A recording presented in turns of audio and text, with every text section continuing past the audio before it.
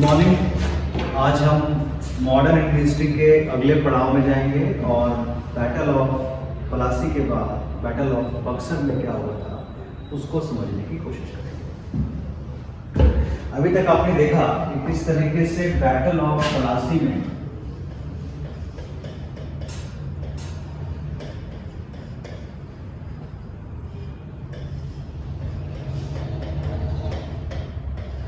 अंग्रेजों ने किस तरीके से अपने डिप्लोमेटिक स्किल का यूज किया, षड्यंत्र किया और किस तरीके से नवाब सिराजुद्दौला को अपने रास्ते से हटा दिया। मुद्दा बहुत साफ था। पहला उनका टारगेट था कि वो बंगाल में अपने आप को स्ट्रांगली स्टैब्लिश कर सके।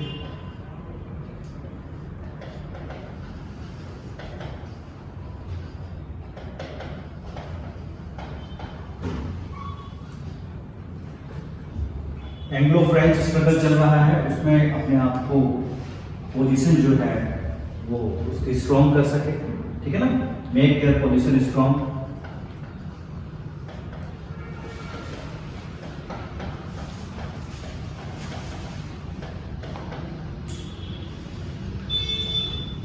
और अपने पॉलिटिकल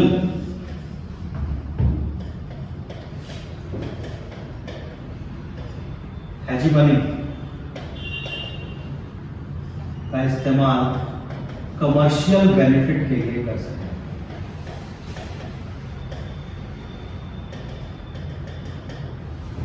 सीधी सी बात थी, फ्रेंच के साथ हो रही लड़ाई में अंग्रेजों का हौसला काफी बढ़ गया था। उन्होंने ये भी देख लिया था कि किस तरीके से नवाब अनवरुद्दीन की बहुत बड़ी सेना फ्रांसीसियों की छोटी सी सेना से हार गई। अब वो आसानी से इस बात को समझ रहे थे कि एक वेल ऑर्गेनाइज्ड और डिसिप्लिन्ड ब्रिटिश आर्मी या यूरोपियन आर्मी बड़ी से बड़ी इंडियन प्रोविंशियल आर्मीज को हरा सकते हैं। ये बात वो समझ चुके थे और उनके दिमाग से फियर फैक्टर खत्म हो गया था। उनका टारगेट ये था कि अपने आप को एस्टैब्लिश करें और इस पॉलिटिकल जो गेम वो अचीव कर रहे हैं उसका फायदा वो आगे अपने कमर्शियल बेनिफिट को बढ़ाने में करें। लेकिन रास्ते में रुकावटें तो आती हैं। आप कोई भी टारगेट रखेंगे तो उसमें रुकावटें तो आएंगी। तो रुकावटें किस तरह की आएंगी? यहाँ पर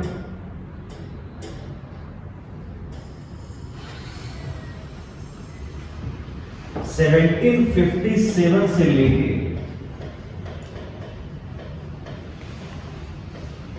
1760 तक मीर जाफर वॉज द नवाब। यहां पे मीर जाफर जो थे वो नवाब थे क्योंकि उन्होंने कॉन्स्पिरेसी की थी अपने ही नवाब के साथ, सिराजुद्दौला के साथ। He was the chief of army और इन्होंने ही अंग्रेजों को उकसाया था, उनको हौसला दिया था कि वो अटैक करेंगे तो उनका पूरा सपोर्ट रहेगा। He was the main conspirator. लेकिन इनके साथ भी वही हुआ जो इन्होंने अपने मालिक के साथ किया। मैंने कल भी बताया था कि दुश्मन का दुश्मन कभी दोस्त नहीं होता। इनकी नजर में सिराजुद्दौला दुश्मन था और सिराजुद्दौला का दुश्मन था ब्रिटिश ईस्ट इंडिया कंपनी। इनको लगा कि दुश्मन का दुश्मन दोस्त होता है और इसी कारण से उन्होंने उनसे मदद ली और खामियाजा अल्टीमेटली इन्हीं को भुगतना पड़ा। देखिए, ये एक बहुत बड़ी हिस्टोरिकल मिस्टेक है, एक बहुत बड़ा गलतफहमी था मीर जाफर को, तो यहां समझने की जरूरत है कि आप अगर अंग्रेजों से मदद ले रहे हैं सिराजुद्दौला को हराने के लिए, तो आप ये कैसे सोच सकते हैं कि वो ब्रिटिश बाद में आपको हराने के लिए किसी और को मदद नहीं करेंगे? आज वो आपको मदद दे रहे हैं क्योंकि वो उनको किसी को हटाना है, लेकिन कल को वो किसी और को भी मदद दे सकते हैं। ऐसे सिचुएशन में जब तक हेड और टेल दोनों आपके पास नहीं है, आप इतना बड़ा गेम प्लान तभी प्लान कर सकते हैं जब आप डेस्परेट हैं पावर के लिए। जब कोई इंसान पावर पाने के नशे में अंधा हो जाता है तो उसे सही और गलत का ज्ञान नहीं होता, और ऐसे इंसान एक अच्छे लीडर नहीं माने जाते।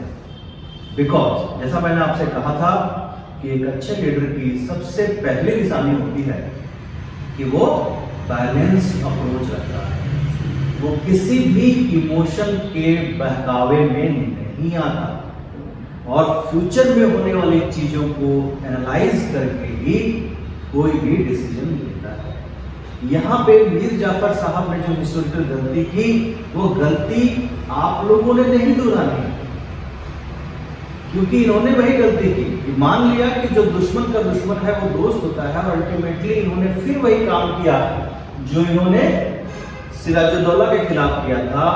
लेकिन अभी सामने वाला जो ताकत है वो ब्रिटिश ईस्ट इंडिया कंपनी, जो अपने 50 इयर्स या 100 इयर्स तक की प्लानिंग करके चलते हैं, और वो अच्छी तरह जानते थे कि जो मीर जाफर अपने नवाब के खिलाफ कॉन्स्पिरेसी कर सकता है वो ईस्ट इंडिया कंपनी को क्या छोड़ेगा। इसीलिए इन्होंने इसकी पूरी पड़ताल रखी, और अल्टीमेटली जब इन्होंने 1759 में, मैंने आपको बताया था, डच के साथ कॉन्स्पिरेसी की, 1759 में बेदेरा की लड़ाई में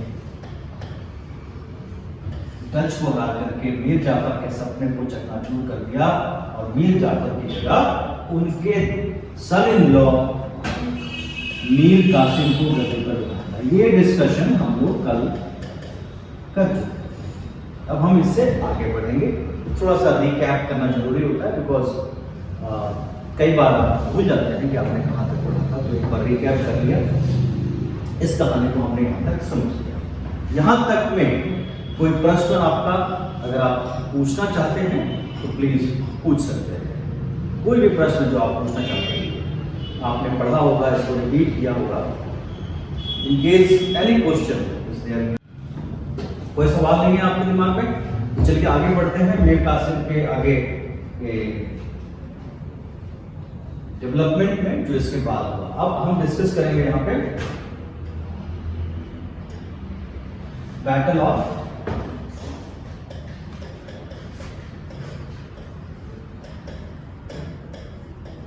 बक्सर।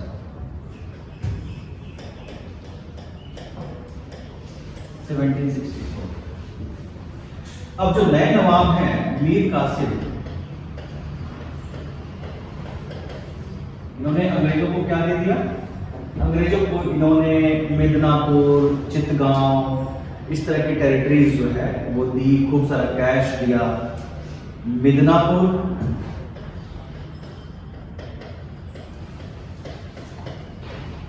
वर्धमान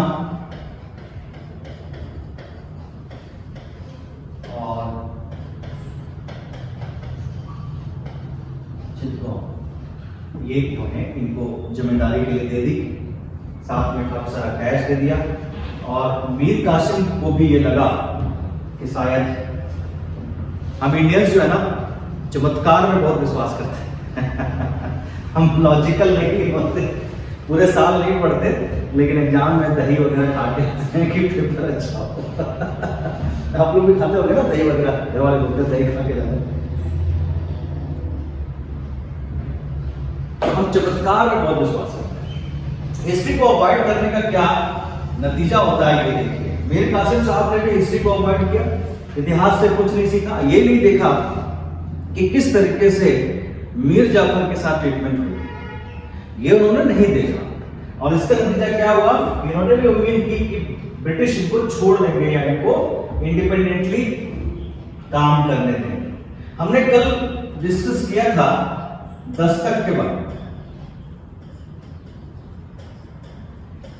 जो एक गोल्डन फरमान फारूक शियार ने इशू किया था, और जिसमें ये कहा गया था कि जो भी सामान ईस्ट इंडिया कंपनी इंपोर्ट करती है वो जब बंगाल में लेके आएगी तो उस पर इंपोर्ट ड्यूटी नहीं लगेगी।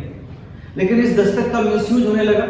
ईस्ट इंडिया कंपनी सिर्फ इंपोर्टेड आर्टिकल्स को नहीं लेके आई थी, बल्कि ऑल आर्टिकल्स को टैक्स फ्री कर रही थी। उसके साथ साथ उसके सर्वेंट्स अपने प्राइवेट ट्रेड में भी इस दस्तक का यूज कर रहे थे, और हद तो तब हो गई जब वो इंडियन ट्रेडर्स को भी उसको बेच रहे थे।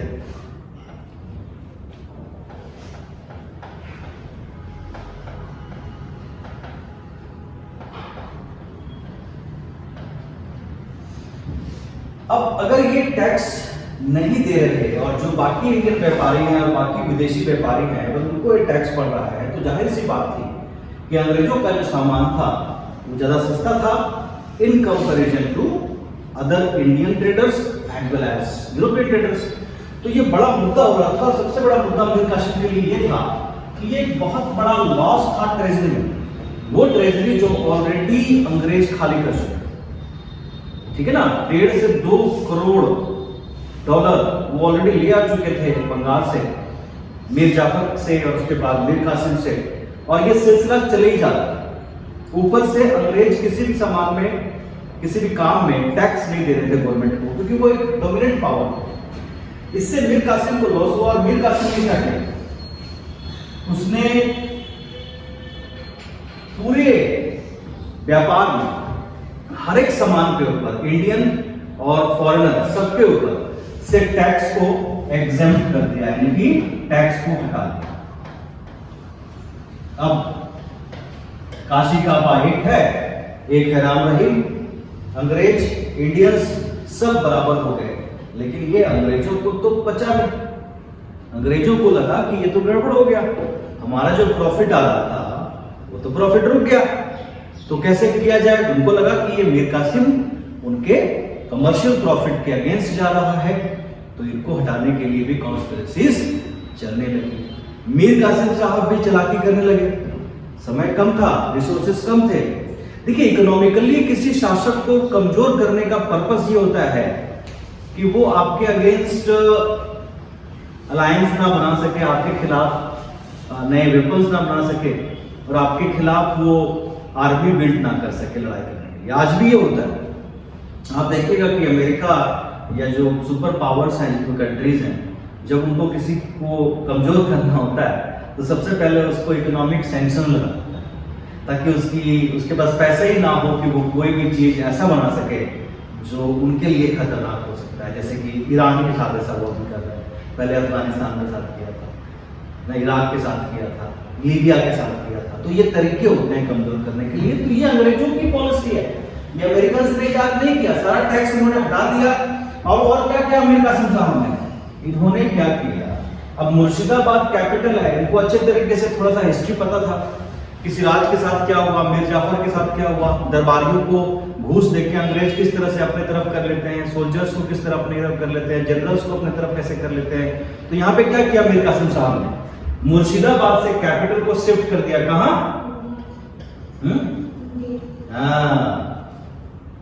मुंगेर, बिहार में मुंगेर में शिफ्ट कर दिया और अपनी सेना को यूरोपियन पैटर्न में ट्रेंड करने की शुरुआत कर। तीन चीजें एकदम से हो गई ना, तो अंग्रेजों को ये बात हजम नहीं। एक तो उनका जो कमर्शियल बेनिफिट था वो खत्म हो गया, दूसरा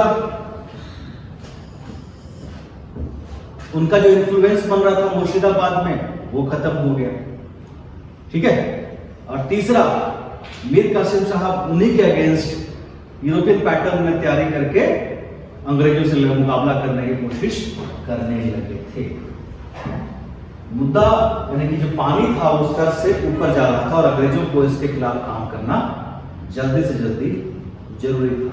अंग्रेजों ने किया भी, 3-4 झड़पें 5 झड़पें अंग्रेजों की मीर कासिम के साथ हुई, जिसमें मीर कासिम हार गए और फिर मीर कासिम भाग के कहां चले गए, अवध।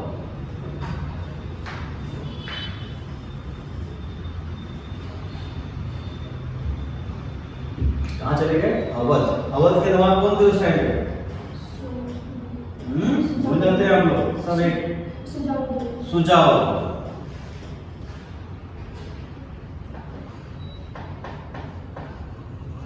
कई बार ये नाम आ चुका है, याद रखिएगा, थर्ड पेट्रोल पानीपत में भी आया था। सुजाउद्दौला थे और उससे ये गुजारिश की थी कि जिस तरीके से बंगाल के साथ एक कंपनी नाइंसाफी कर रही है और नवाबों को इस तरह से बेइज्जत कर रही है, निकाल रही है, अपनी मर्जी से अपॉइंट कर रही है, आगे आने वाले समय में ये अवध के लिए भी खतरा है और साथ ही साथ किसके लिए खतरा है? मुगल के लिए भी खतरा है। उस टाइम मुगल बादशाह कौन थे? या शाह आलम II। तीनों में एक अलायंस होता है, तीनों इकट्ठे हो जाते हैं किसके खिलाफ? अंग्रेजों के खिलाफ, ईस्ट इंडिया कंपनी के खिलाफ।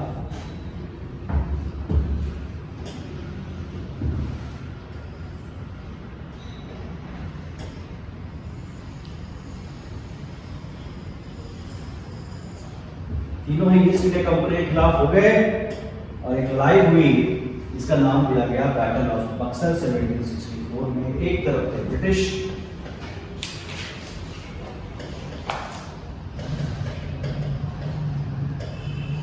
और दूसरी तरफ तीन संघ, मुगल, अवध एंड मीर कासिम। अंग्रेजों की स्मार्टनेस देखिए कि जैसे ही मीर कासिम बंगाल से भागे, उन्होंने फिर से मिर्जापुर को गद्दी पर बिठा दिया। बोला कि अब फिर से आप नवाब हो, चलो बैठो राज करो। एक तरफ ये तीनों और एक तरफ अंग्रेज और इनके लीडर थे हेक्टर मुनरो।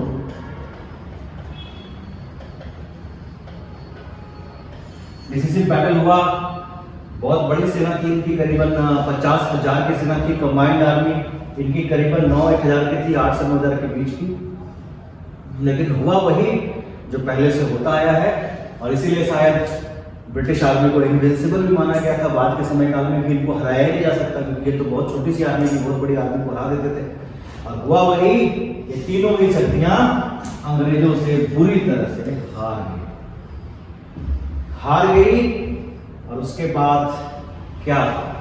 मीर कासिम साहब उसके बाद किसी को नहीं दिखे। कहते हैं कि वो नेपाल भाग गए थे खजाना लेकर के, लेकिन कहा जाता है कि वो नेपाल में बहुत गरीबी की मौत मरे। अब बच गए 2 लोग जो भाग सकते नहीं थे क्योंकि दोनों तो अपनी गद्दी बचानी थी। तो अंग्रेजों ने संधि की दोनों के साथ। सबसे पहले ट्रीटी इन्होंने की जिसका नाम है ट्रीटी ऑफ यस। देखिए, पहले से डिस्कस करने से ये फायदा होता है कि आप लोग थोड़ा पढ़ लें, और जब आप पढ़ के आते हैं तो आपको भी अच्छा लगता है सुनने में सारी कहानी, सत्यनारायण कथा, और मुझे भी सुनाने में अच्छा लगता है। नहीं चलिए भैया, सत्यनारायण भगवान को भी। तो क्या फैसला लिया गया? सबसे पहला फैसला इसमें लिया गया, स्टार बनाया था, आप लोगों को अच्छा लगता है, आप लोगों को भी स्टार बनाते हैं। क्या फैसला लिया गया? पहला फैसला, दीवानी राइट।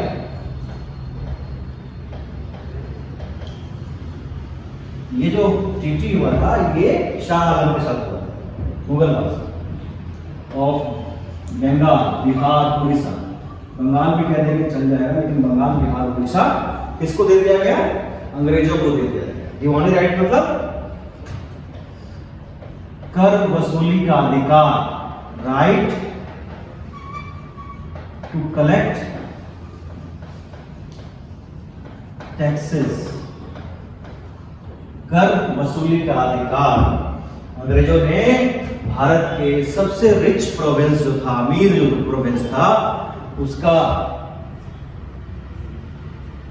कर वसूली का अधिकार ले लिया। आप यकीन मानिए 1765 में ट्रीटी हुई है और 1770 में दुनिया के सबसे ज्यादा खतरनाक अकाल बंगाल में आया, जिसमें लगभग 1/4 पॉपुलेशन जो थी वो खत्म। इतना बढ़िया काम उन्होंने किया। दीवानी राइट ऑफ बंगाल, यानी कि राइट टू कलेक्ट टैक्सेस, उन्होंने इसे ले लिया। इसके एवज में क्या दिया गया? शाह आलम सेकंड 26 लाख रुपया ब्रिटिश देंगे, जो शायद 100 दिया होगा, उसके बाद नहीं दिया होगा, जो करना है कर लो।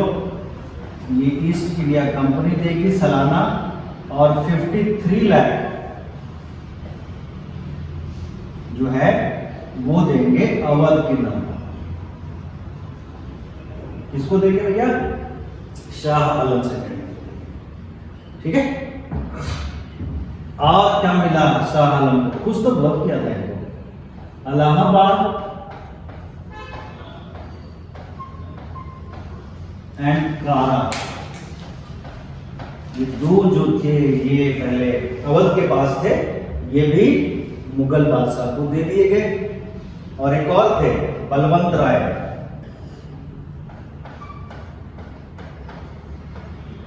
ये जमींदार थे और इन्होंने हेल्प की थी अंग्रेजों की बहुत ज्यादा, इसको ब्रिटिश अलाय कहते हैं। इनको जमींदारी दे दी गई थी बनारस में।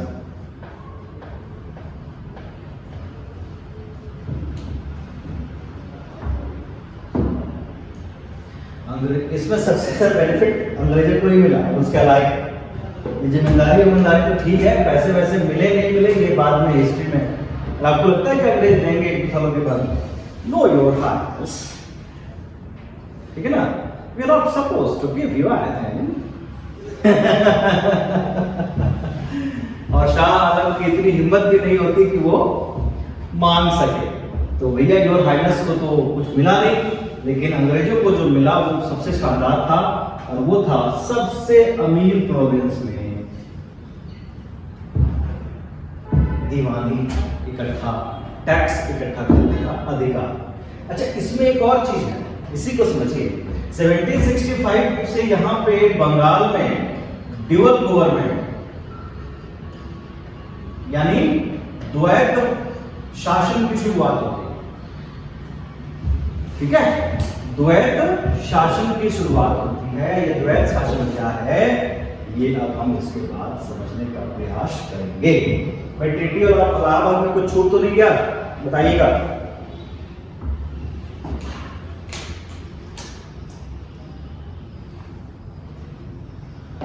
ठीक है, कुछ छूट गया तो बात में कवर कर लेंगे। कुछ किताबें आपने पढ़ लीजिए, आपको नहीं आगे बढ़ते हैं। ड्यूअल गवर्नमेंट,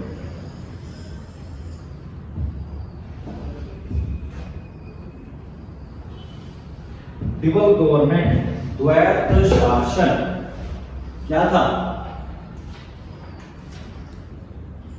किसके साथ किया गया था?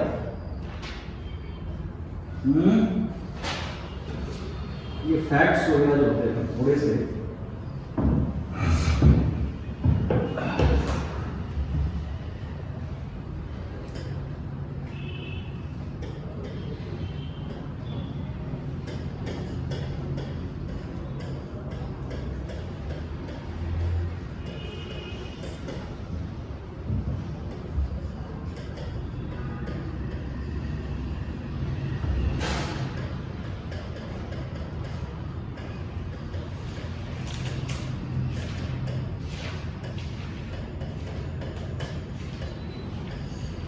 कब से कब तक था? कौन बताएगा? किसको चॉकलेट लेना है? 1765 टू, जल्दी बताइए। टॉफी, चॉकलेट, डेयरी मिल्क, किसी को नहीं चाहिए ना? बच गया मेरा पैसा। 1772 में रेगुलेटिंग एक्ट आया और उसके बाद ये जो द्वैत शासन पद्धति थी खत्म हुआ। शुरुआत इसकी किसने की? द्वैत शासन की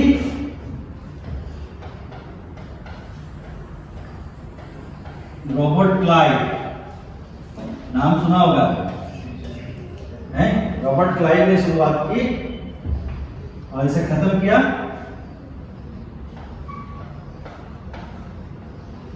वॉरेन हेस्टिंग्स।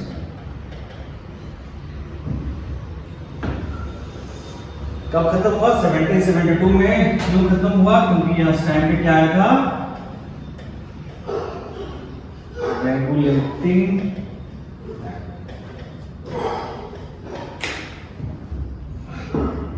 क्या था इस द्वैत शासन में भैया?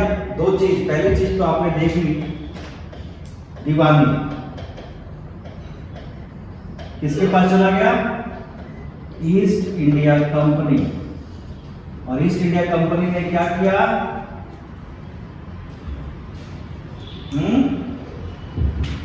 अपने ऑफिशियल्स अपॉइंट किए, इसके लिए रेवेन्यू कलेक्शन के लिए। ठीक है, कौन से थे ये?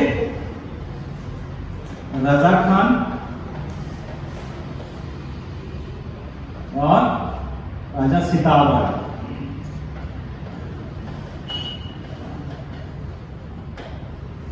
ये जो थे इनको क्या कहते थे? इनको नाम क्या दिया गया था?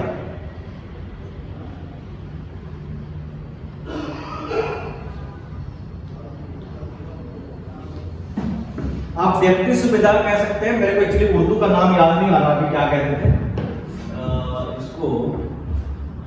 डेप्यूटी सूबेदार कह लीजिए, उप सूबेदार कह लीजिए, जो नाम याद आएगा मैं आपको बता दूंगा, मुझे दिमाग में नहीं आ रहा। तो रजा सितावर और रजा खान को अपॉइंट किया गया था। एक्चुअल में ये इसलिए किया गया था कि ये, वैसे तो कहा गया था कि नवाब के 2 ऑफिसर होंगे जो रेवेन्यू कलेक्शन में उनकी हेल्प करेंगे, लेकिन असल में ये कंपनी के मुलाजिम थे और कंपनी के हिसाब से काम करते थे। यानी कि दीवानी का पूरा पूरा जिम्मेवारी अब बंगाल के पास आ गया।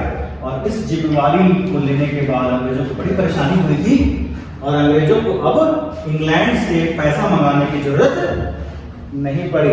कितना जिम्मेवारी वाला काम किया, देखिए कितना मेहनत किया अंग्रेजों ने। और now they don't need money from England to buy goods from India। अब भारत से सामान खरीद के जो व्यापार कर रहे थे, जिसके लिए पहले उन्हें इंग्लैंड से पैसा लाना पड़ता था, अब उन्हें नहीं लाना पड़ेगा। कितना नुकसान हुआ उनका?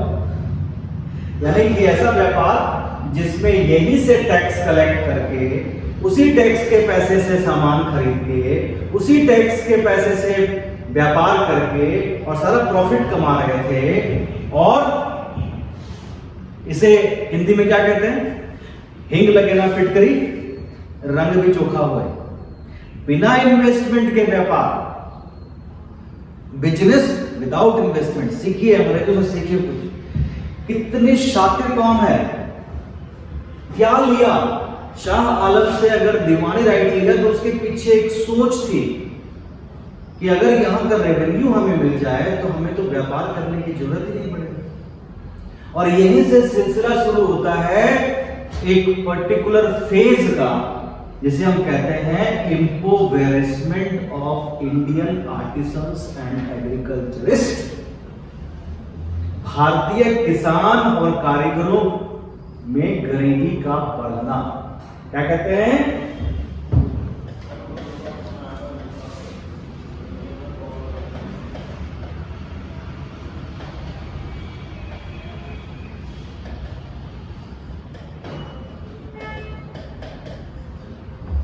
Agriculturist and artisans.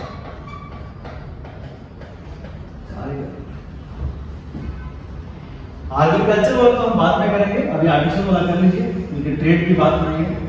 आर्टिसंस को क्या ऑप्शन दिए गए? आर्टिसंस को 2 ऑप्शन दिए गए भैया, 2 ही ऑप्शन दिए। पहला ऑप्शन, सेल योर गुड्स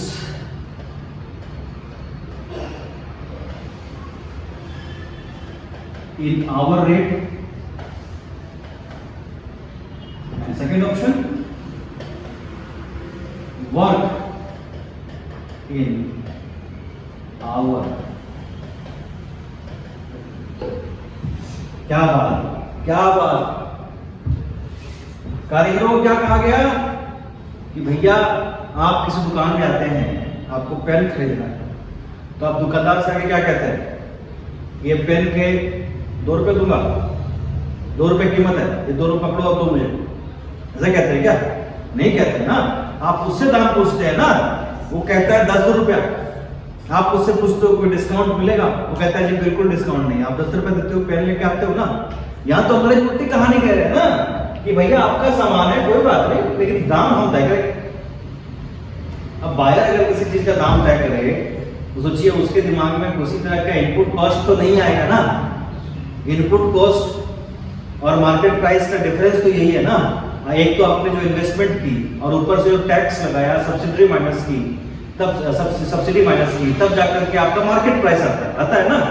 लेकिन यहाँ तो उल्टी गंगा है, आप जो मर्जी इनपुट और मार्केट कॉस्ट करते रहो, हमें तो हमारे तय किए हुए कीमत पे चाहिए भाई। तो एक्सप्लॉइटेशन होगा कि नहीं होगा? आर्टिसन मरेगा कि नहीं मरेगा?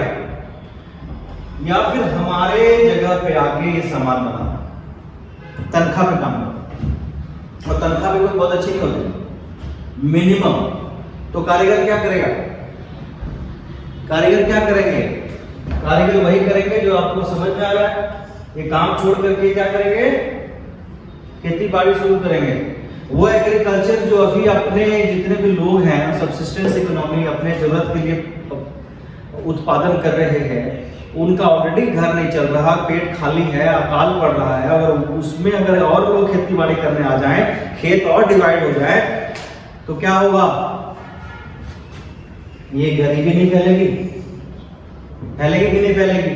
और फैलेगी तो ये जो 1770 में आया हुआ अकाल है, वो तो चलो मानसून ने आया इसीलिए आ गया, लेकिन अगर आपके पास खाना बचा हुआ है तो साल 2 साल तो आप जिंदा रह सकते हो। अगर आपके पास है ही नहीं कुछ तो आप मरोगे, और बंगाल तभी तो खाली हो गया था। तो ये भैया पहला काम जो ड्यूअल गवर्नमेंट का था, वो आप समझ लो कि उन्होंने सीधा सीधा जो है दीवानी राइट लेकर के टैक्सेशन अपने हाथ में कर लिया, और उसी टैक्सेशन का इस्तेमाल वो लोगों के कल्याण के लिए थोड़ी कर रहे हैं। वो किस लिए कर रहे हैं? अपने व्यापार को फैलाने के लिए, अपनी आर्मी को और मजबूत करने के लिए, अपने लोगों को और अमीर बनाने के लिए। और इसी को कहते हैं फर्स्ट फेज ऑफ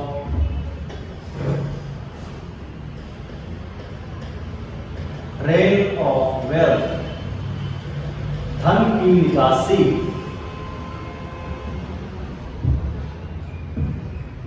धन की निकासी का सिलसिला यहीं से शुरू हो गया। यहां तक के डिस्कशन में कोई सवाल, कोई जवाब?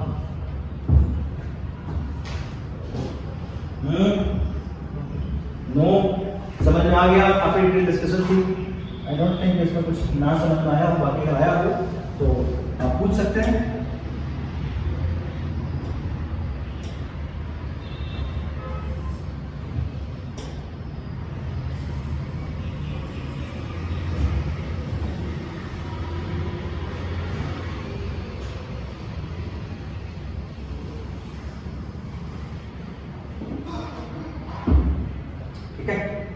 उसके बाद ड्यूअल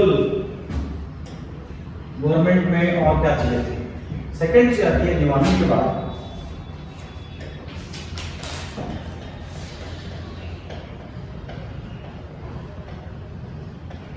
निजामत। निजामत का मतलब law and order and police.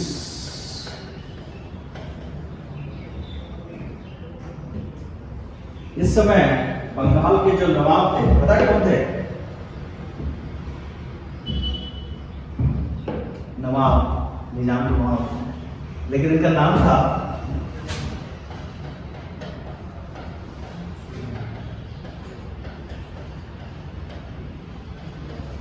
निजामुद्दौला। ये कौन थे पता है?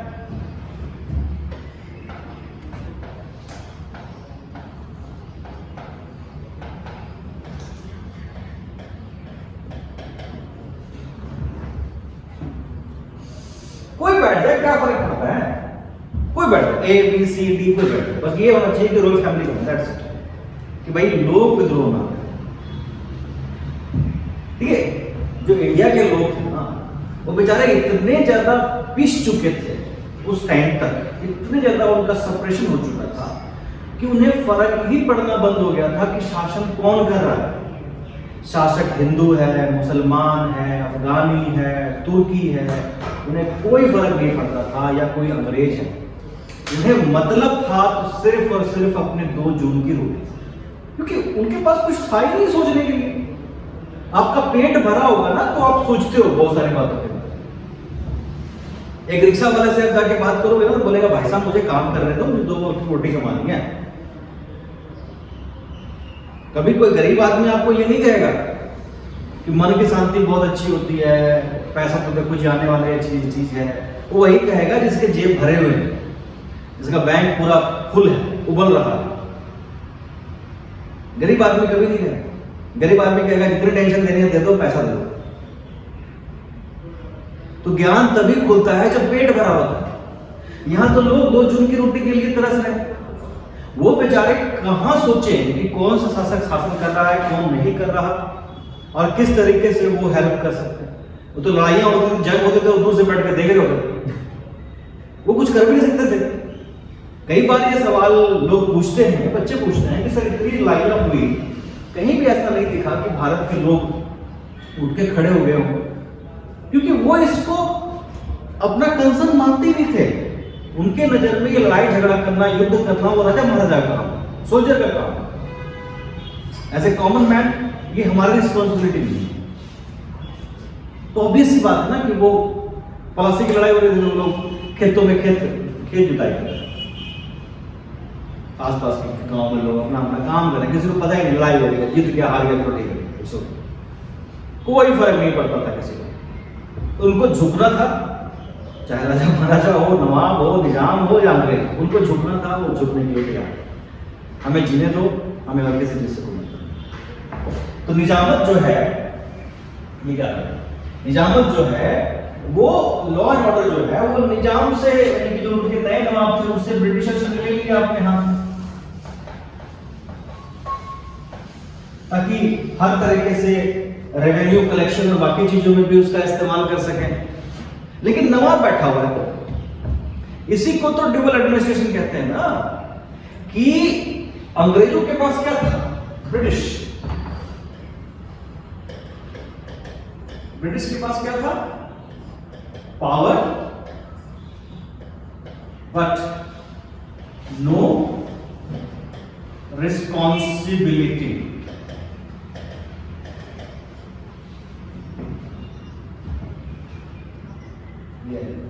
रिस्पॉन्सिबिलिटी नहीं थी।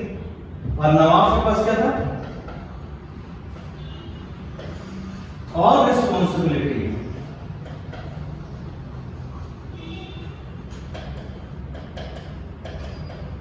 बट नो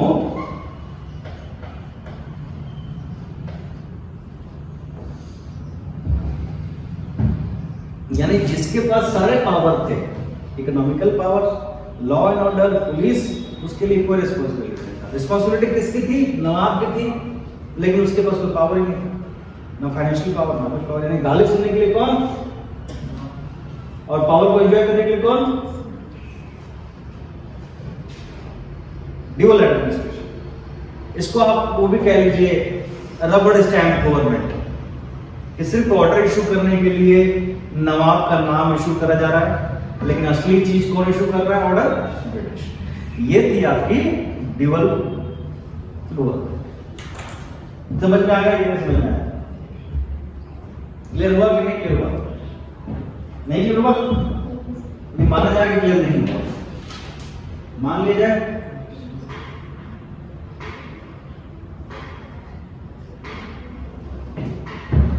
काफी डिटेल डिस्कशन हुई है।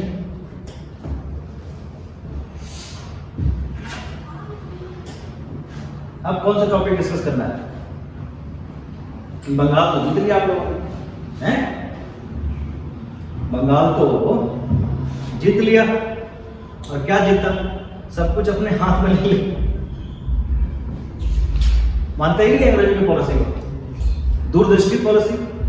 वो मुगल बादशाह को हरा चुके थे, वो अवध के नवाब को हरा चुके थे, वो चाहते तो टेरिटरीज ले लेते, जिम्मेदारी ले लेते, लेकिन लिया क्या, दीवानी। और वापस में उसके बदले में भी उन्होंने प्रॉमिस कर दिया कि आपको ये देंगे 26 लाख। शाह आलम टू ने जब कहा कि सर बंगाल जैसे प्रांत के लिए ये कम नहीं है, 26 लाख तो बहुत ही कम होता है, इतना रिच प्रांत है, कहते जी ये तो लड़ाई में खत्म हो चुका है, बचा क्या हुआ? और वो लड़ाई हम पे थोपी गई थी, हमने तो लड़ाई नहीं, हम तो जी अपना काम कर रहे थे, व्यापार कर रहे थे, आपने ही मजबूर किया हमें लड़ने के लिए। नहीं, आपके नवाबों ने मजबूर किया, हमारे लोगों को मार दिया ब्लैक होल में। हम क्या करते? अपने आप को बचाने के लिए हमें लड़ाई लड़ना पड़ा, हम जीत गए। अब जीत गए तो हमें तो मिलना चाहिए अपने, जो हमारा लॉस हुआ है तो आप पूरा करोगे ना, तो करो पूरा। अब हारा हुआ आदमी क्या करे, बेचारा पूरा करेगा। बंगाल ले लिया, रेवेन्यू ले लिया, निजामत ले ली, यहाँ के कारीगरों को, यहाँ के एग्रीकल्चरिस्ट को और गरीब किया। वो हम लैंड रेवेन्यू पॉलिसी देखेंगे जब परमानेंट सेटलमेंट करेंगे। कहने का मतलब ये है कि अंग्रेजों ने बहुत ही प्लान्ड स्ट्रेटेजी के साथ अपने हर एक कदम को रखा, जो हमारे शासकों में हम कम देखें।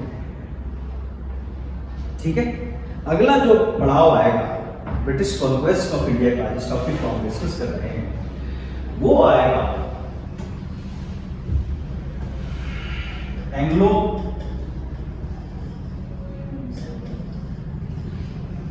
मैसूर वॉर,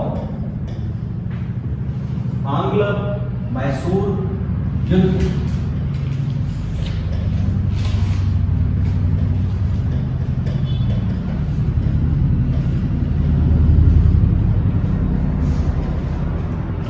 और आंग्ल मराठा वॉर।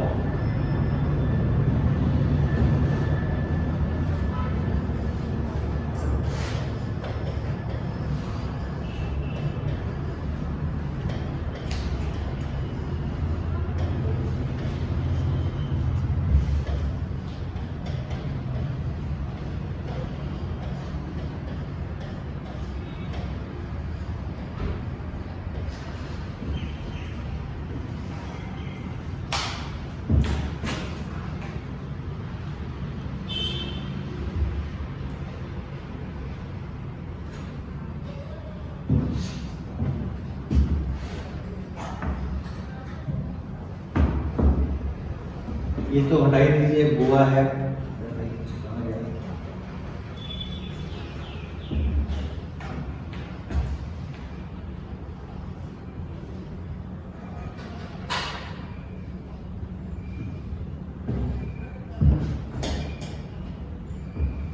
ये गोवा है, पुर्तगालियों के अंडर था, बाद में भी रहा। ये आपकी पेशवा की टेरिटरी है, यानी कि मराठे पेशवा की टेरिटरी है। ये हैदराबाद के निजाम, और ये आपके बच गए मैसूर।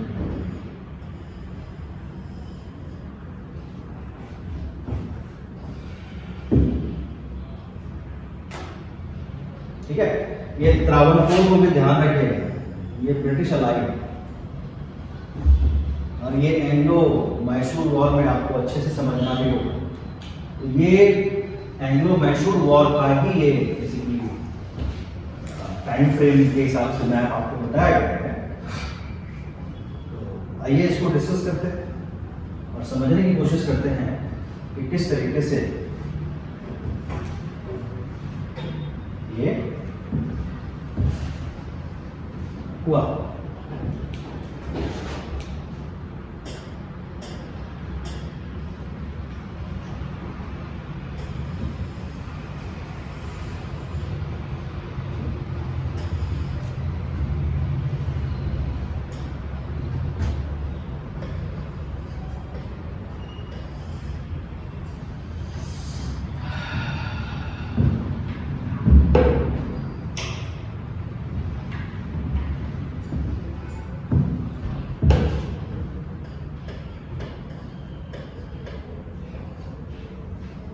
सेवेंटीन 1767 में ये युद्ध शुरू होता है और ये जाता है 1799 तक। 4 लड़ाइयाँ होती हैं, 4 युद्ध होते हैं।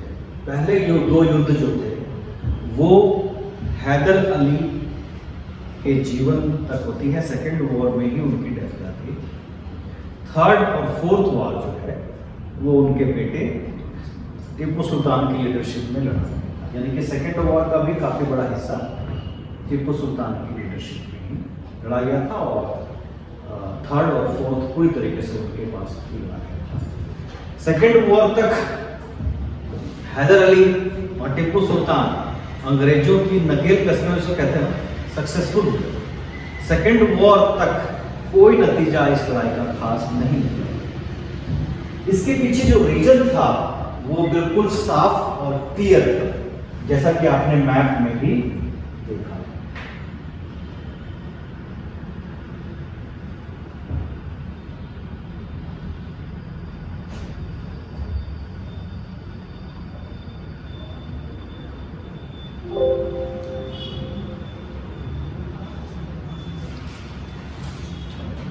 मैसूर है, पेशवा है और निजाम है। अब इसके बाद एक और मैप आप देखिए,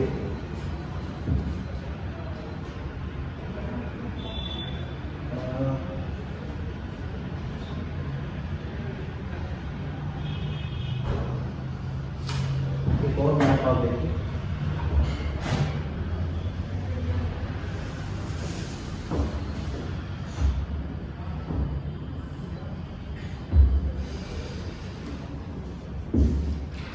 ये है मराठा कॉन्फेडरेसी।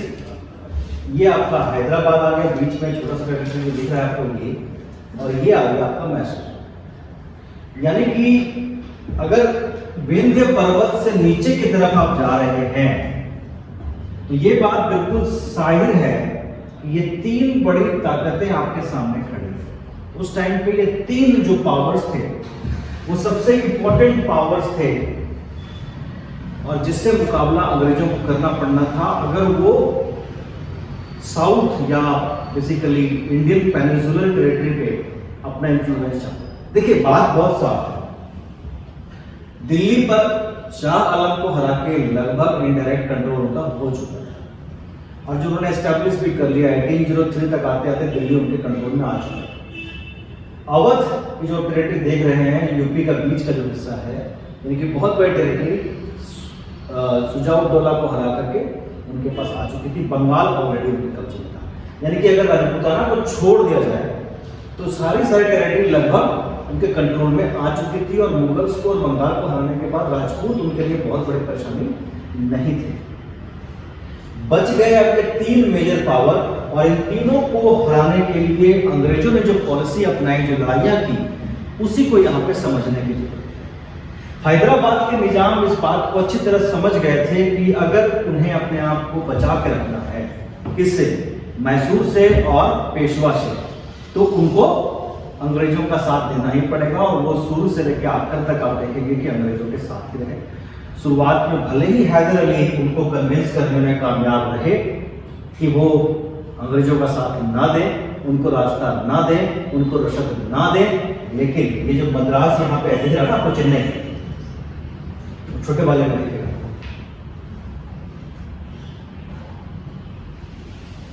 ये अंग्रेजों का सेंटर है।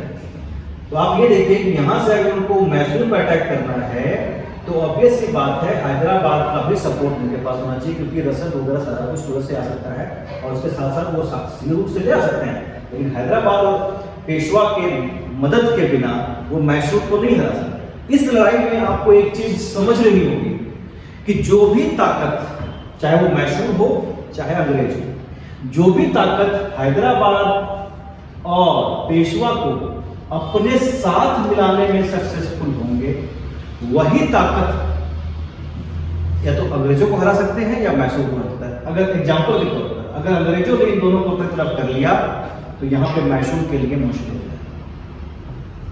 और वहीं अगर मैसूर ने इन दोनों को अपनी तरफ कर लिया तो अंग्रेजों के लिए मुश्किल हो जाएगा। अच्छा, दूसरी जो बहुत इंपॉर्टेंट बात है वो आप समझिए, अभी ब्रिटिश ईस्ट इंडिया कंपनी इतनी ताकतवर नहीं हुई थी कि वो अकेले मैसूर का मुकाबला कर सके। मराठे तो बहुत बड़ी बात है, जब तक वो कमजोर नहीं होंगे, टूटेंगे नहीं, ईस्ट इंडिया कंपनी अकेले इनका मुकाबला नहीं कर सकती। और अगर कंडीशन ये हो कि ये तीनों मिले हुए हों तो अंग्रेज तो उनका मुकाबला करने की सोच भी नहीं सकते। अब मुद्दा यहां पर डिप्लोमेसी का था। पहली और दूसरी लड़ाई तक हैदर अली इस डिप्लोमेसी में बहुत ही सक्सेसफुल होते हुए हमें दिखा। वो हैदर अली थे कौन, पहले तो ये समझिए, हु वाज हैदर अली?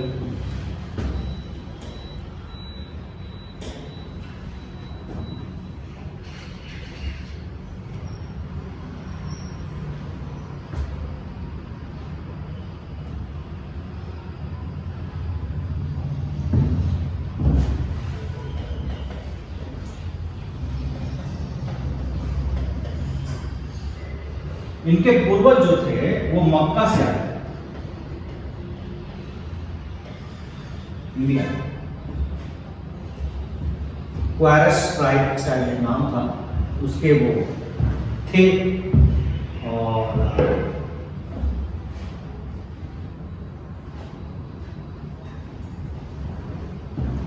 इनकी लाइफ का बड़ा इंपॉर्टेंट टाइम है 1749।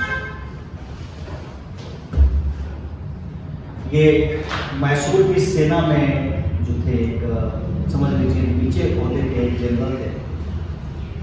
और 1749 में देवन अली करके एक जगह है, उसको इन्होंने जीता था और वहां से खूब सारा पैसा और लूट लेके आए। 1755 में अपनी बहादुरी के कारण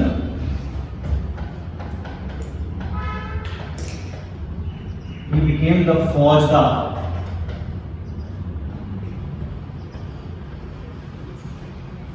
of दिल्लीगुल। He became the फौजदार of दिल्लीगुल। इनके पास पैसा भी था और उन्होंने क्या किया, दिल्लीगुल में एक आर्सेनल, मतलब हथियार तैयार करने का फैक्ट्री होता है, वो बनाया। और उसके साथ साथ फ्रेंच हेल्प से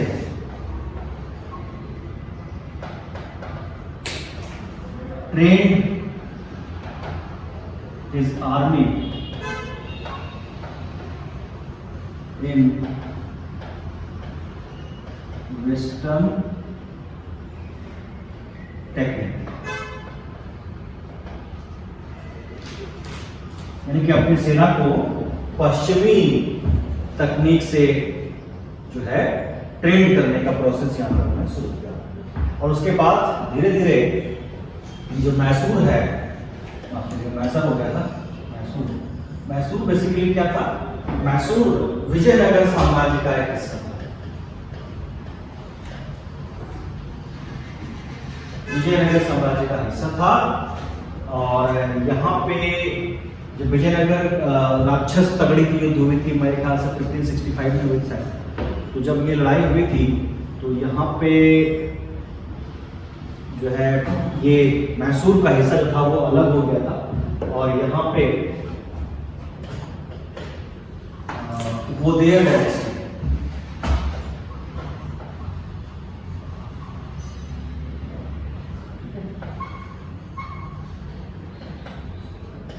वो देयर डायनेस्टी का राज हो गया। ठीक है, तो राजा कृष्णा राज करके थे,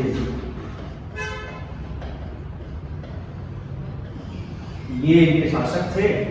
और इनके जो मंत्री थे नंजराज,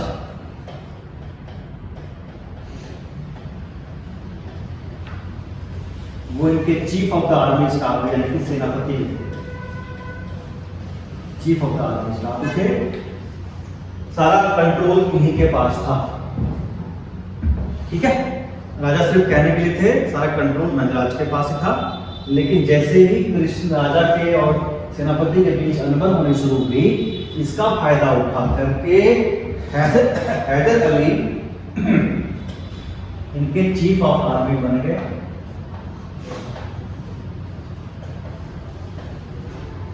और इसके बाद जो शासक थे इनको समझ लीजिए नजरबंद कर दिया गया, इसके ऊपर पूरा कंट्रोल कर लिया गया।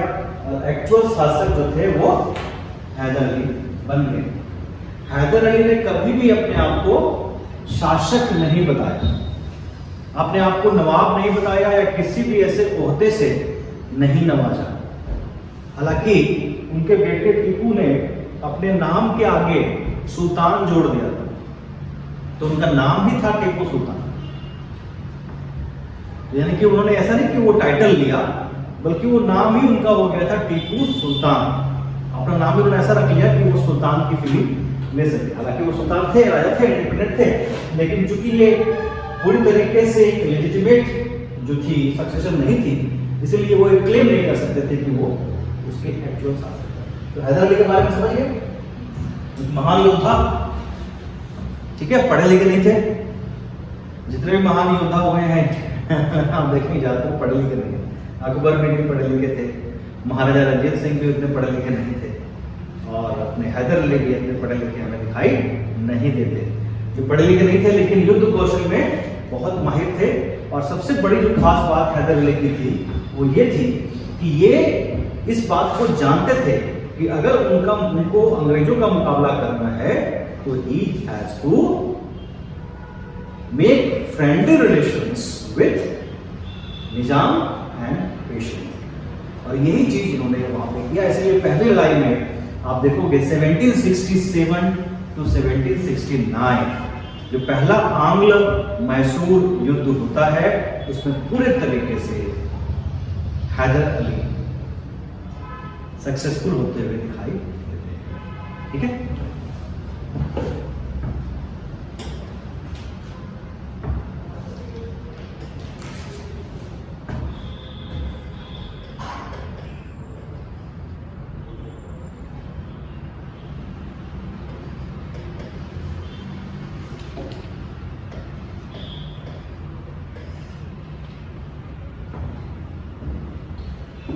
Anglo Mysore war, first Anglo Mysore war.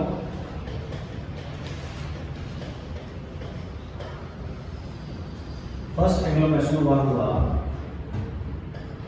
1767 to 69। 1767 से लेकर 1769 तक की लड़ाई हुई।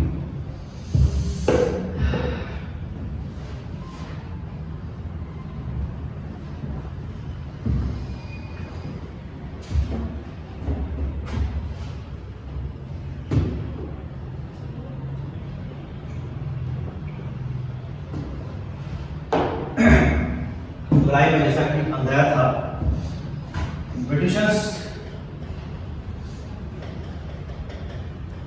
tried to gain the confidence of Peshwa and Nizam।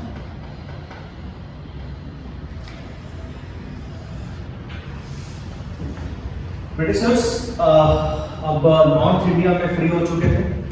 अब उनको अपना इन्फ्लुएंस दक्षिण भारत में भी बढ़ाना था, और उसके लिए वो चाहते थे कि सबसे पहले मैसूर जो एक डिस्प्यूटेड है, जिसको डिस्प्यूट मानते भी हैं पेशवा भी और निजाम भी। पहला रीजन ये कि वहाँ पे एक लेजिटिमेट रूलर नहीं है, वो उस टाइम के हिसाब से बहुत बड़ी बात होती थी। अगर ऐसा नहीं होता तो कोई भी अपने आप को शासक क्लेम कर सकता था, और ये उनके लिए भी अच्छा नहीं होता। पेशवा और निजाम दोनों के साथ टेरिटरी लगती थी मैसूर की, जाहिर सी बात थी कि टेरिटोरियल डिस्प्यूट भी होगा। पेशवा भी कुछ चीज़ों में क्लेम करते होंगे, कुछ टेरिटरीज को, कुछ मैसूर भी क्लेम करता होगा, कुछ हैदराबाद भी क्लेम करता होगा। तो इन दोनों के बीच ये डिस्प्यूट चलता रहा था। और आपने जब मराठा हिस्ट्री थोड़ा सा देखा था तो आपने ये भी देखा था कि पेशवा बाजीराव के टाइम पे उन्होंने निजाम को भी कई बार हराया था। उसी तरीके से हैदराबाद और पेशवा और हैदराबाद और निजाम के साथ कई लड़ाइयाँ इससे पहले हो चुकी थी। तो इसीलिए ब्रिटिशर्स ने सबसे पहले मैसूर को ही टारगेट किया और पेशवा और निजाम को यहाँ पे अपनी तरफ बुलाने की कोशिश की, लेकिन इस कोशिश में वो कामयाब नहीं हो सके, बिकॉज हैदर अली ने निजाम के दरबार में अपने बेटे टीपू सुल्तान को भेजा और उन्हें नसीब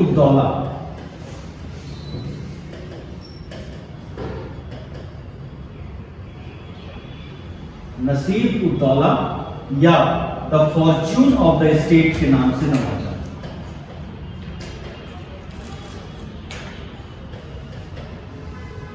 मतलब साम्राज्य की जो किस्मत है वो उन्हीं के हाथ में है। इनको एक और नाम से नवाजा गया था, फतेह अली खान बहादुर।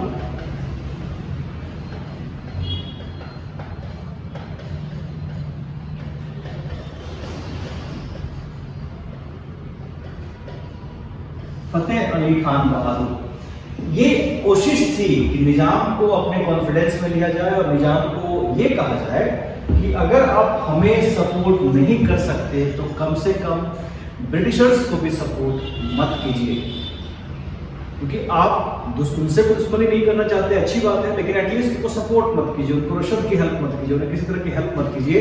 और ऐसा हुआ भी, पेशवा के साथ भी वो न्यूट्रल रहने के प्रॉमिस कर चुके थे और उन्हें अच्छी तरह से पता थी कि उनकी आर्मी इतनी कमजोर नहीं है कि वो अंग्रेजों के कंट्रोल में आ जाए। तो पेशवा और निजाम अभी फिलहाल जो है पहली लड़ाई में हमें हैदर अली के साथ दिखाई देते हैं और इस लड़ाई में जो है हैदर अली तिरुवन्नामलई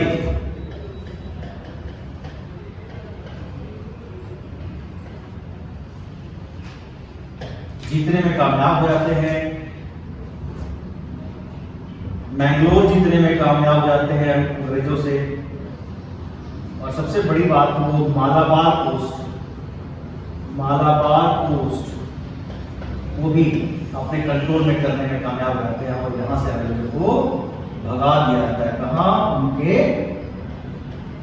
हेड ऑफिस में यानी उनके सेंटर में मद्रास। और 1769 में ब्रिटिशर्स हैदर अली के टर्म्स पे ट्रीटी ऑफ मद्रास करने के लिए मजबूर हो जाते हैं।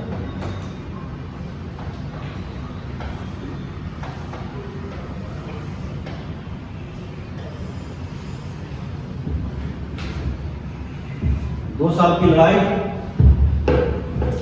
कोई खास नतीजा नहीं निकला। नतीजा यह निकला कि अंग्रेजों ने जो कोशिश की उसमें पूरी तरह से उनको मार पड़ी और अब वो हैदर अली के टर्म्स पे जो है संधि करने के लिए मजबूर हो गए। ठीक है,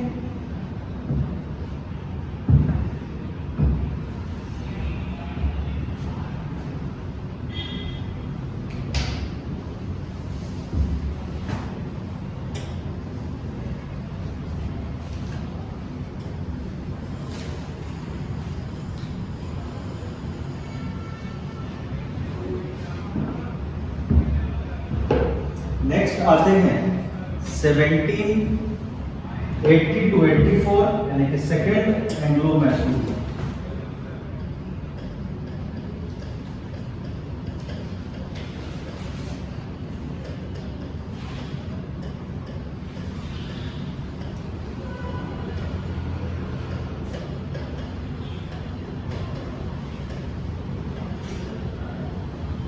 सेकेंड एंग्लो मैसूर वॉर, द्वितीय आंग्ल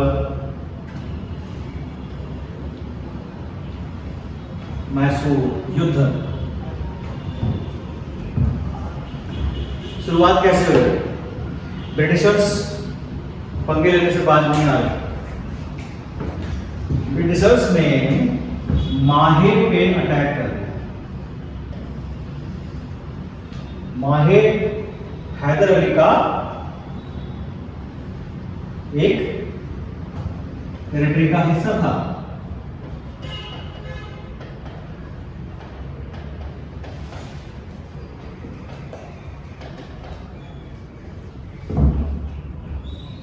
और लड़ाई का बिगुल बच गया, लड़ाई की शुरुआत हो गई।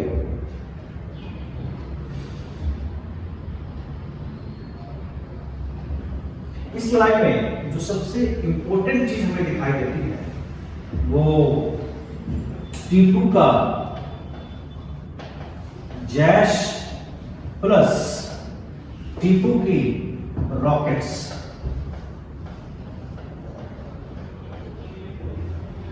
जैस का मतलब क्या होता है? इन्फेंट्री।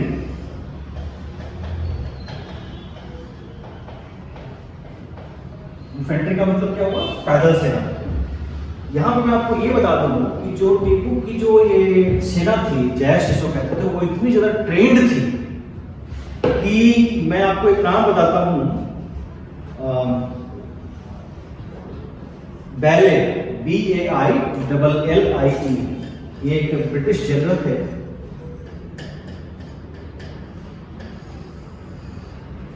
इनके ऊपर अटैक किया था टीपू ने। ये पेरम्बकम टेरिटरी में उन्होंने अपनी बटालियन का लीड किया था। पेरम्बकम। और जब ये सेना उनकी तरफ आ रही थी तो इतनी डिसिप्लिन्ड थी कि उनको लगा कि ये ब्रिटिश सेना है जो उसकी तरफ, और वो आखिरी मौके तक ये समझ ही नहीं पाए कि ये मैसूर की सेना है। जब बिल्कुल नजदीक आ गई तब उनको लगा कि ये तो हमारी सेना है ही नहीं, दुश्मन की सेना है। और उसके बाद जब उनके ऊपर अटैक हुआ तो ये जैश ने और रॉकेट ने जो बहादुरी दिखाई, उसके कारण पेरम्बकम अंग्रेजों से छूट गया और मैसूर के कंट्रोल में आ गया। इसके बारे में थॉमस मुनरो ने कहा था, the severest blow that the English ever sustained in India। ये एक ऐसा आघात है जो आज तक ब्रिटिश को भारत में नहीं मिला, और ये सबसे बड़ा आघात माना जाता है। इस लड़ाई में दूसरी जो इंपॉर्टेंट लड़ाई थी वो थी battle of Porto Novo. Battle of Porto Novo जो हुई थी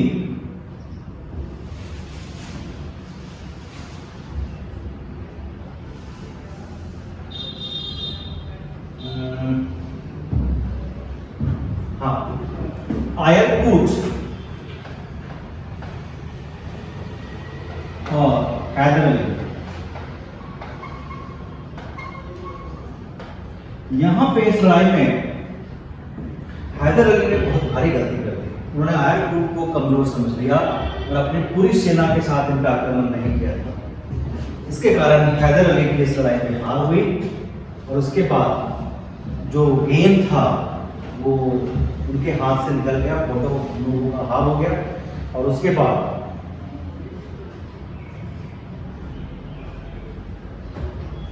1782 आते आते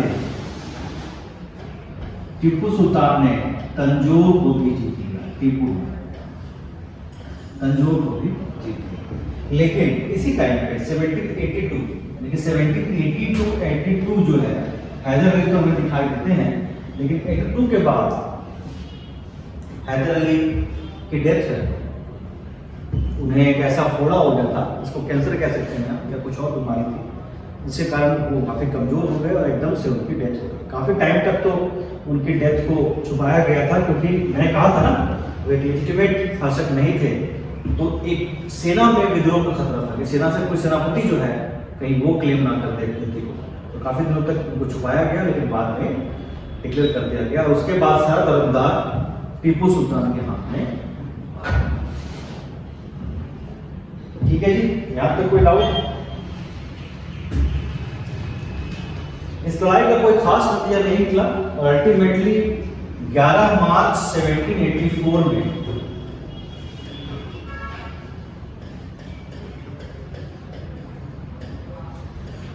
ट्रीटी ऑफ मैंगलोर हुई।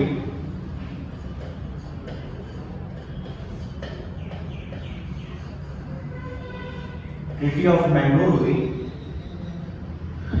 जिसके बाद ये लड़ाई किसी को कोई खास गेम नहीं मिला, किसी को कोई खास लॉस नहीं हुआ।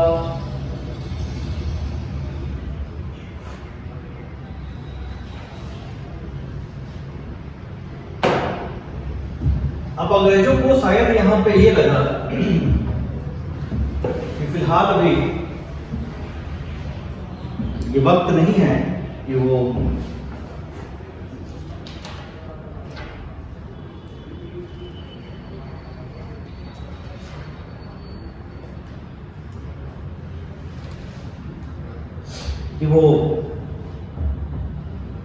मैसूर के नवाब के खिलाफ या फिर टीपू सुल्तान के खिलाफ युद्ध को आगे बढ़ाएं। लेकिन कहते हैं ना कि कई बार दुश्मन की ताकत से ज्यादा हमारी खुद की जो गलतियां होती हैं वो हम पे भारी पड़ती। No doubt Tipu Sultan was considered as one of the most enlightened ruler in the 18th century India। लेकिन कुछ एक गलतियां ऐसी होती है जो इतिहास की धारा को चेंज करती। टीपू सुल्तान के बारे में आपको क्या पता? टीपू सुल्तान एक ऐसे शासक थे जिन्होंने अपने समय से आगे की सोच।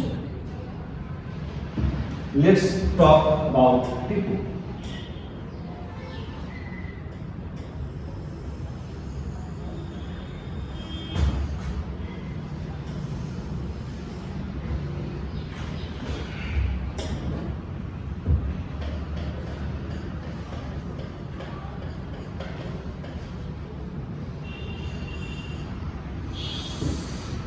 टीपू सुल्तान की सोच कैसे बहुत आगे की थी वो इस बात से पता लगता है कि he was quite interested in French revolution.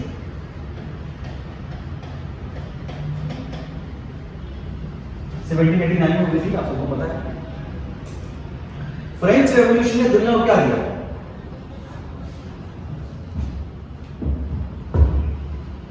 क्या दिया?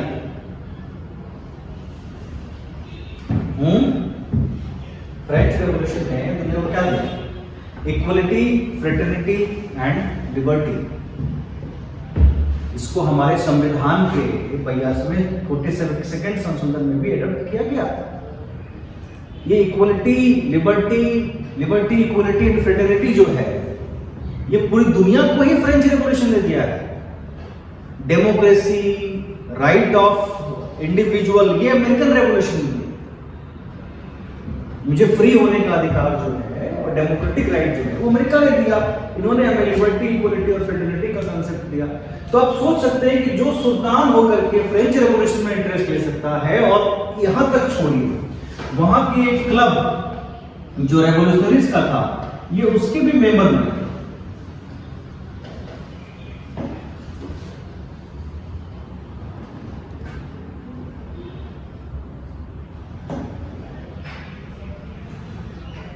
और एक ट्री भी अपने यहां पे प्लांट किया था श्रीरंगपट्टनम में, ट्री ऑफ लिबर्टी। ये मानते थे कि जो फ्यूचर है वो डेमोक्रेसी का ही है, किंगशिप नहीं चलता। हालांकि ये उनके टाइम पे इमेजिनेशन करने की भी चीज नहीं थी। आप इमेजिन भी नहीं कर सकते थे कि उस टाइम पे शासन चले और राजा ही ना हो। ये उनकी क्वालिटी का सबसे पहला पड़ाव आपको दिखाई देता है। कहा जाता है कि जो श्रीरंगपट्टनम में उनके महल के बाहर श्रीरंगा देवी का जो मंदिर था, जो कई बार मराठा इन्वेजन के कारण टूट गया था, उसको भी रिपेयर इन्होंने कराया था। हालांकि कई लेगेशंस भी लगाए जाते हैं, कई टेरिटरीज में इन्होंने हिंदुओं को कन्वर्ट भी किया, तो वो लड़ाई के दौरान किए गए काम हो सकते हैं। मैं उसमें डिटेलिंग में नहीं जाना चाहता, लेकिन जो इनका वेलफेयर स्टेट का जो कंसेप्ट था वो उसको यहाँ पे समझिए, ठीक है। टीपू सुल्तान ने इसके बाद जो इंपोर्टेंट काम किए वो था एक न्यू कैलेंडर इशू किया,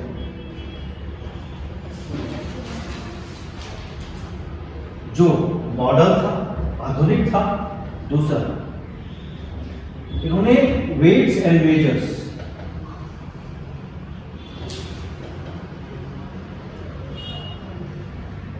के भी तकनीक को सुधारने की कोशिश की। तीसरा, न्यू कोएनेज सिस्टम, ये नाप तौल का जो होता है, न्यू कोएनेज सिस्टम को भी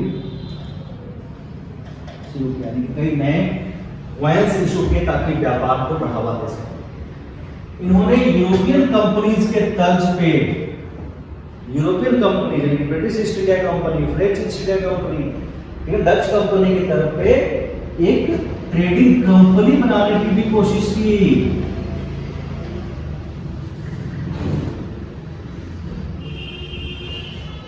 tried to establish his own trading company, जो इंडिया से बाहर जाएंगे और वहां पे व्यापार करेंगे और उसको प्रॉफिट होगा। सोच देखिए, उस टाइम पे नॉर्मली इंडिया के बाहर कोई एम्बेसडरीज या दूत नहीं भेजा करते, पर इन्होंने इंडिया के बाहर कई कंट्रीज में जो दूत है उनको भेजा। चाइना, रशिया, ठीक है ना, फ्रांस, ठीक है, तुर्की, इन सभी जगहों पे, अफगानिस्तान, अपने दूत भेजे। नेपोलियन के साथ तो इनकी डायरेक्ट कम्युनिकेशन थी और वो एक्सपेक्ट भी कर रहे थे कि एंग्लो फ्रेंच वॉर में नेपोलियन उनकी हेल्प करेगा, क्योंकि फ्रेंच तो हेल्प कर रहे थे लेकिन फ्रेंच का हेल्प लिमिटेड हो गया था क्योंकि वो ऑलरेडी अंग्रेजों से हार चुके थे और वो मिलिट्री इक्विपमेंट वहां सप्लाई नहीं कर सकते थे जैसा वो उम्मीद कर रहे थे, और वहां पे भी रेवोल्यूशन चल रहा था, जिसके कारण इनके लिए बड़ा मुश्किल हो गया था। ठीक है, इनकी पास अपनी लाइब्रेरी थी जिसमें ये दुनिया से कई लैंग्वेजेस में बुक्स मंगाया करते थे और उन बुक्स का फारसी में अनुवाद कराया करते थे, because he was well versed in Farsi only. तो you can well imagine about the qualities of Tipu Sultan. लेकिन टीपू सुल्तान ने सेकेंड वॉर के बाद क्या ऐसी गलती की कि उनको इसकी भारी कीमत चुकानी पड़ी, और वो लड़ाई जो लगभग जीत चुके थे या बैलेंस चल रहा था वो उनके हाथ से निकल गया। वो कौन सी गलती? आइए इस पर डिस्कशन शुरू करते हैं।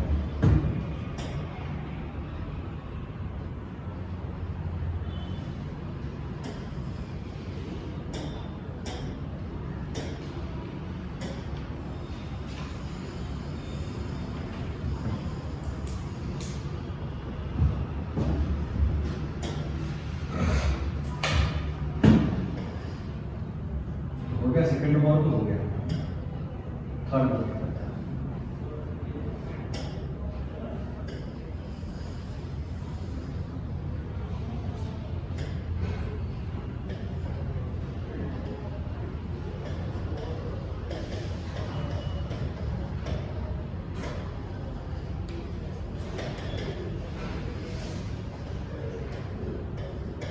तृतीय आंग्ल मैसूर युद्ध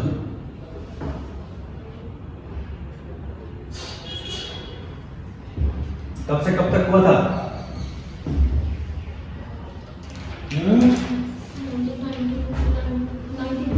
वेरी गुड।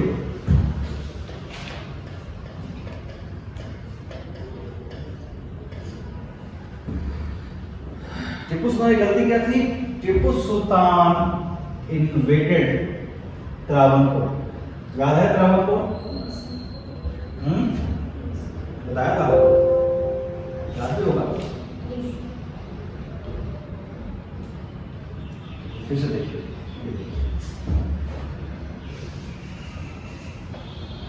मैं इसको पूरा ये वही कलर पकड़ लेता है जिसको हम उसको डील कीजिए।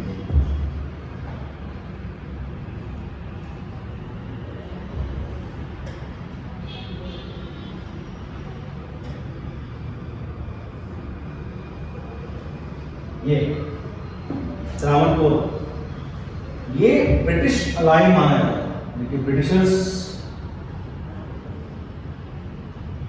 इसको अपना मित्र मानते थे क्योंकि वो ऑब्वियस सी बात है, वो दक्षिण भारत में लड़ रहे थे तो दुश्मन तो थे लेकिन दोस्त तो होने चाहिए थे ना। तो त्रावणकोर के ऊपर अटैक जो किया 1789 के आसपास टीपू सुल्तान। अच्छा, ये एक ऐसा इन्वेजन था जिसके पीछे टीपू सुल्तान की अपनी कोई मंशा हो सकती थी, या हो सकता था कि त्रावणकोर उनके खिलाफ अंग्रेजों की हेल्प कर रहा था, लेकिन इसको जो प्रोपगेट किया ब्रिटिशर्स ने वो अलग तरीके से। इसको इन्होंने प्रोपोगेट इस तरह से किया कि जैसे कि हैदर अली का सपना था वन दक्कन, एक दक्षिण, यानी कि एक दक्षिण से पूरा जो साम्राज्य है वो एक ही सम्राट के अंदर होना चाहिए। इसी चीज को उन्होंने आगे प्रोपोगेट किया कि अपने फादर के मरने के बाद टीपू सुल्तान अब उनके सपने को पूरा करने की मंशा है। जाहिर सी बात थी कि अगर एक दक्कन होता तो उसमें सबसे बड़ा जो खतरा था वो किसको था? अपने मराठों को और निजाम को। और ये वो गलती थी जिसके कारण टीपू सुल्तान की सारी डिप्लोमेसी फेल हो गई। क्यों फेल हो गई? क्योंकि टीपू सुल्तान अब मराठों को और निजाम को अपने साथ रखने में कामयाब नहीं हो सके, क्योंकि टीपू सुल्तान से दोनों को खतरा हो गया कि अगर वो त्रावणकोर में अटैक कर सकता है बिना कोई स्ट्रॉन्ग रीजन के, तो वो किसी और स्टेट को नहीं छोड़ेगा, क्योंकि आने वाले समय में वो निजाम के साथ भी और मराठों के साथ लड़ाई लड़ेगा। और इस चीज को इस तरह से प्रोपेगेट करके जो कॉन्फिडेंस पहले मराठों के ऊपर मैसूर का था और निजाम का था वो यहाँ पे टूट जाता है। और ये अब दिल्ली टूट जाती है तो अब निजाम भी और मराठे भी अंग्रेजों की हेल्प करते हैं। किसके अगेंस्ट? टीपू सुल्तान के। और इसका खामियाजा टीपू सुल्तान को भुगतना पड़ा इस लड़ाई में।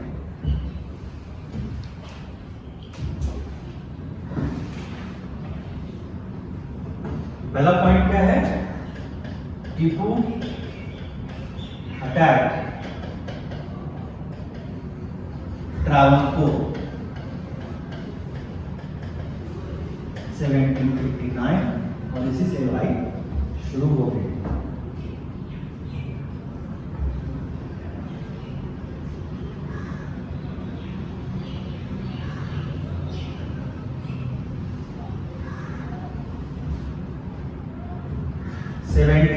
में Lord Cornwallis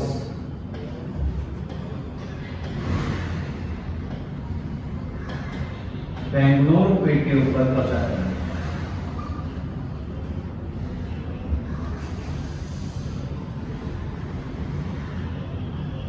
and advanced towards Srirangapatna.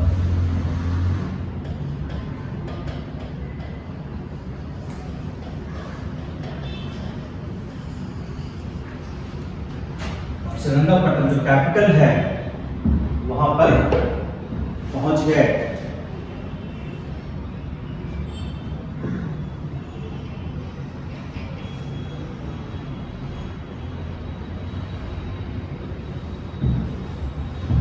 ठीक है, श्रीरंगपट्टनम की तरफ जब जा रहे थे तभी टीपू सुल्तान ने उनके रास्ते को ब्लॉक, यानी कि ब्रिटिश आर्मी आगे बढ़ रही थी उसको एम्बुश कर लिया, चारों तरफ से उसका जो सप्लाई लाइन था उसको काट दिया। अब यहाँ पे ब्रिटिश की हालत हो गई जैसे कहते हैं ना जाल में फंसे शेर की तरह, कि वो कुछ भी नहीं कर सकते। उनके कैंप में फेमाइन लाइक सिचुएशन हो गया, फेमिन ना, क्या हो गया? अकाल पड़ गया, खाना पीना नहीं, रसद नहीं, मेडिसिन नहीं। लेकिन तभी यहाँ पे वही हुआ जिसका डर इससे पहले हमने डिस्कस किया था। मराठा यहाँ पे ब्रिटिश हेल्प के लिए आ गए और उन्होंने ये जो है जो घेराव था उसको तोड़ दिया और उनको सारा रसद की सप्लाई कर दी। मराठों के उनकी हेल्प में आने के बाद, निजाम को हेल्प के आने के बाद यहाँ पर श्रीरंगपट्टनम को चारों तरफ से घेर लिया गया और लास्ट में टीपू सुल्तान के पास कोई ऑप्शन नहीं बचा other than to sign a treaty which is known as treaty of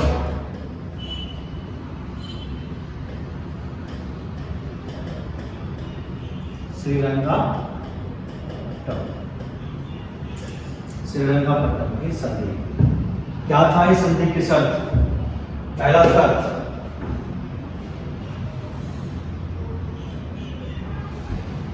पहली शर्त थी 50% of Tipu's territory, 50% of territory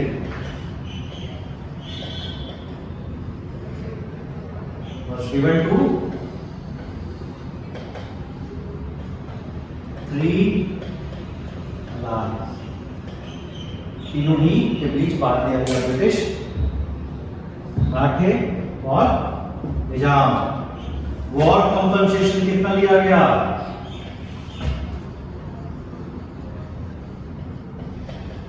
युद्ध खर्च कितना लिया गया? 3 करोड़ 30 लाख।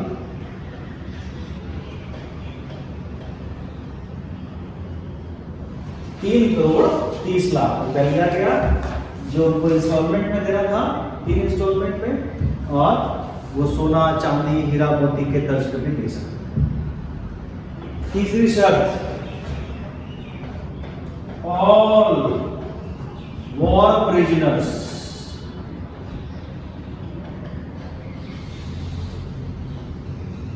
ठीक है ना, ऑफ अलाइज, यानी कि जो ब्रिटिश, मराठे और निजाम के हैं, ठीक है ना, we'll have to release.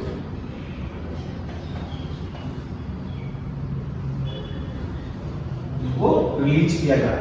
चौथी शर्त सबसे खतरनाक थी कि जो टीपू सुल्तान है वो इस बात को इंश्योर करने के लिए कि वो किसी अलाई पे अटैक नहीं करेगा, he has to send 2 of his sons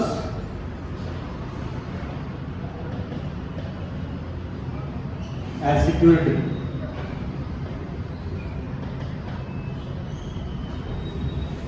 लाल लाहौजी ने उनके साथ बड़ी अच्छी ट्रीटमेंट की, लेकिन बच्चे को अपने माँ बाप से हटा करके 18 साल का बच्चा था और एक 5 साल का बच्चा था। आप सिक्योरिटी चाहते हो कि वो आप पे अटैक नहीं करें। इस तरीके से इस लड़ाई में शुरुआत में की गई गलती ने टीपू के हाथ से सारा सिस्टम खत्म।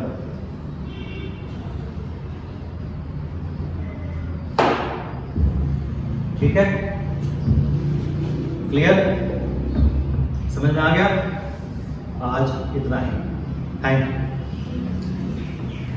मंडे से क्लासेस थोड़ी बढ़ जाएंगी ड्यूरेशन, क्योंकि आपकी क्लासेस थोड़ा सा जैसे कि ज्योग्राफी, इकोनॉमी भी रहता है, आपके पॉलिटी भी रहती है, सोशल भी रहता है, सबके लिए जो है थोड़ा बहुत टाइम एक्स्ट्रा बढ़ेगा। तो जैसे कि हो सकता है कि 3 घंटे की जगह 4-5 घंटे। प्लीज़ खाना खा के आइएगा, है ना, ताकि आपको किसी भी तरह की दिक्कत ना हो। Thank you.